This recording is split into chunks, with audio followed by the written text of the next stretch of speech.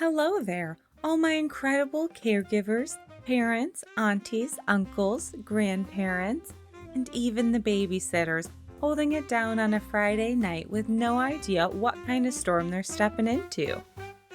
Welcome back to another episode of the Nanny Jewel Podcast, your safe space for real talk about raising children in a world that seems to change faster than the toy aisle at Target. Let's be honest, parenting isn't for the faint of heart. One minute you're making dinosaur-shaped pancakes, and the next your toddler is screaming on the floor because their banana broke in half. You try to breathe, count to 10, and remind yourself that this is normal, right? If you've ever thought, why does my child go from sweet angel to tiny tornado in 0.3 seconds?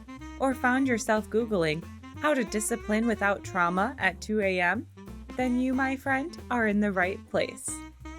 Today, we're going to talk about something that I know many of us struggle with, and that's positive discipline. Not yelling, not spanking, not guilt tripping, but actually teaching our little ones how to handle big emotions, how to make better choices, and how to grow into kind, confident, and respectful human beings. We're diving deep today. We'll cover real-life strategies for handling tantrums, managing chaos with grace, or at least a deep breath, and encouraging cooperation without bribing them with a treat every 10 minutes. We're going to talk about what works, what doesn't, and why some of the things we grew up with, like the belt or the look, might not be the legacy we want to pass down. And yes, we'll laugh a little along the way, because if you can't laugh when your kid draws on the dog with a permanent marker, what else can you do? So grab your coffee, put those little ones down for a nap if you can, and let's get into it. Because this episode is full of tools, real stories, and a whole lot of love. We're talking tantrums, timeouts, and turning chaos into connection, all with a dash of Nanny Jewel's truth. Understanding positive discipline. Let's start by getting to the heart of what positive discipline really means. It's not about being permissive or letting your child do whatever they want. It's also not about harsh punishment, yelling, or using fear to get results. Positive discipline is the middle ground. It's about guiding children toward better behavior while helping them understanding their feelings and actions. It encourages self-regulation and builds a strong, respectful relationship between the caregiver and the child. Here's the thing. Discipline means to teach, not to punish. When we shift our mindset from controlling behavior to teaching life skills, everything changes. Short-term effects you'll see is emotional regulation. Children begin to learn how to handle big emotions in more constructive ways, like taking deep breaths, asking for space, or using words instead of fists. Also, improved behavior. When kids understand what's expected and feel supported, they tend to cooperate more often. Some long-term effects are self-discipline. With consistent guidance, children learn to make better choices on their own, even when no adult is watching. Also, healthy relationships. Respectful discipline teaches kids how to treat others with empathy and kindness, building a strong foundation for their future friendships, work relationships, and even romantic partnerships later in life. Lastly, confidence. Kids who are respected and heard grow into teens and adults who believe in their worth. We're not just raising kids, we're raising future adults. Positive discipline plants seeds that grow into emotional intelligence, resilience, and responsibility. Techniques to manage tantrums and foster cooperation. Okay, now let's get real. Tantrums happen, power struggles happen, and it doesn't mean you're a bad parent or that your child is wild. It just means your kid is human and their brain is still under construction. So let's explore some tools to handle those rough moments with more calm and confidence. Number 1, offer choices. Giving children limited choices helps them feel in control, which reduces resistance. The trick is to offer choices you're okay with. For example, do you want to brush your teeth before or after your bath? It keeps the child engaged and avoids the constant back and forth. Let them have choices, whether it's picking out what they want to wear or if they want to hold your hand in the store or the buggy. It gives a sense of independence within boundaries you set, reducing power struggles. Number two, setting clear expectations. Children need clear boundaries. They're not mind readers. Spell it out in a calm, consistent way. For example, we clean up our toys before we watch TV. Or, you may be angry, but we don't hit. Use your words. Kids feel safe when rules are clear and predictable. Repetition builds trust. And remember, following through is key. If you say it, stick to it. And number three, timeouts with reflection.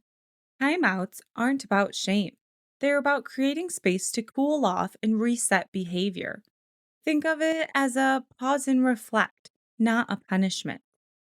My method? If a child is physically aggressive, hitting, kicking, biting, I use a firm tone.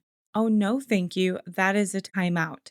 And then I grab a chair and face it in the corner and let them have a seat. And if there is resistance, try to calmly remind them why they're in timeout. And the timer won't start till they're quiet. And if there is still resistance, I would let them know that you're going to start taking away books or screen time or whatever else they like, while with a countdown from 5. Also, if that still isn't working, start calmly reminding them that you're going to increase the time of their timeout until they sit quietly. 1 minute per year of age, I'd consider a general rule of thumb. So, for example, if your child is 3, start at a 3-minute timeout. The importance of post discipline conversation. Once the storm has passed, it's time for connection. This is where the healing and growth happen. Once they complete the timeout, talk it through. This is so important. We could reconnect, help them name their feelings, and come up with better choices for next time. Here's how I guide the conversation. First, I ask them how they feel. How are you feeling now? Next, talk through their behavior. What happened, and can you tell me what you did? Next, reflect on choices. Do you think that was the right choice? Why or why not? Fourth, come up with a plan. What can we do differently next time? Also, reaffirm love. Everyone makes mistakes. I love you and I know you're learning. Can I have a hug? And lastly, ask them to apologize to whomever they hurt, if so. We were raised in a world where sometimes we get the belt for ridiculous reasons, like not finishing dinner or rolling our eyes. But fear doesn't equal respect. We want our kids to grow up feeling safe with us, not scared of us. Modeling behavior. We've all heard the phrase, monkey see, monkey do. And when it comes to children, this couldn't be more true. Kids are watching us every moment, not just when we think they are, and certainly not just when we're giving instructions. The way we handle frustration, solve problems, express joy, and even navigate mistakes. All of that becomes their blueprint for how to behave. If we scream when we're angry, they learn that yelling is how we handle big feelings. If we slam doors, they'll learn to slam things when they're upset. But when we pause, take a deep breath, and speak in a calm, steady tone, even when we're feeling overwhelmed, they learn that too. Children don't just learn behavior by being told what to do, they learn by seeing it in action. So when you model patience, empathy, and self regulation, you're actually teaching those skills in real time. For example, when you feel overwhelmed, say, I'm feeling frustrated, so I'm just going to take a deep breath or go on a walk. And when you make a mistake, just say, oops, I spilled the milk. It's okay. Everyone makes mistakes. Let's clean it up together. Positive reinforcement. Catch them being good. It sounds simple, but it's one of the most powerful parenting tools you have. Too often, we focus all our attention on what children are doing wrong. We notice when they hit, scream, ignore directions, or make a mess, and we react. But what if we just put so much energy into noticing and encouraging the positive behaviors? Children crave attention. If the only way they get it is by misbehaving, they'll continue to do that. But if they start receiving praise, connection, and encouragement when they're doing right things, even the little things, those positive behaviors begin to grow. Think of it like watering a plant. Whatever you water grows. For example, thank you for helping your sister. That was really thoughtful. Or, you were so patient while I was on the phone.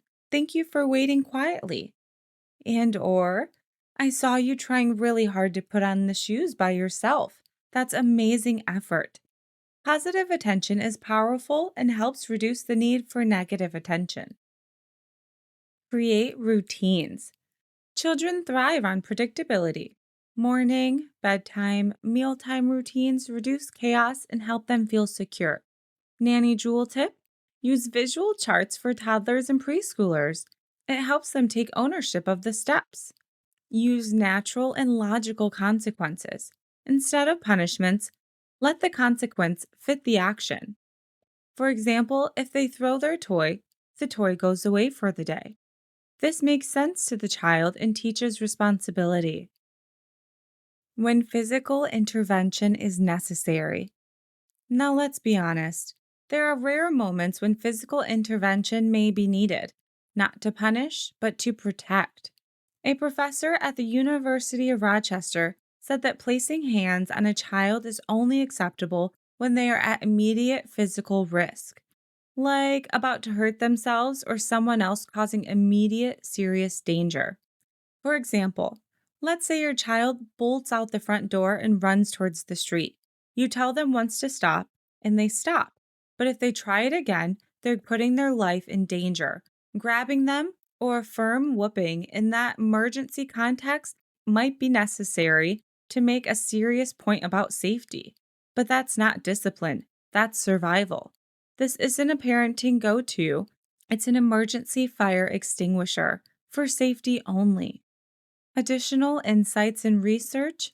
Research shows that kids raised with positive discipline have higher self-esteem, better problem-solving skills, lower levels of aggression, and more empathy and emotional intelligence. According to the American Academy of Pediatrics, harsh discipline like spanking is linked to increased aggression and mental health issues in children. Positive parenting, on the other hand, builds strong brains and better emotional outcomes. Want to raise emotionally healthy adults? It starts with how you respond to their big feelings today. And remember, you don't have to get it right every time. You just have to stay consistent and be willing to repair when things go sideways. Grace over perfection, always. Thank y'all for tuning in to this extended episode of the Nanny Jewels podcast. Remember, parenting isn't about being perfect. It's about showing up, learning as we go, and loving our kids enough to discipline them in ways that just don't stop bad behavior, but builds character, confidence, and connection. Implementing positive discipline requires patience and consistency. It's not about perfection, but progress. Celebrate small victories and remember that every step taken with love makes a difference. Thank you again for joining me today.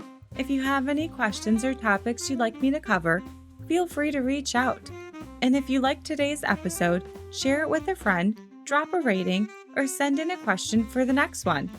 Until then, keep loving, keep learning, and keep laughing, because this parenting thing is a wild ride, and we're in it together. You've got this, and I've got you. I'm Nanny Jewel, here to remind you you're doing great. Bye for now.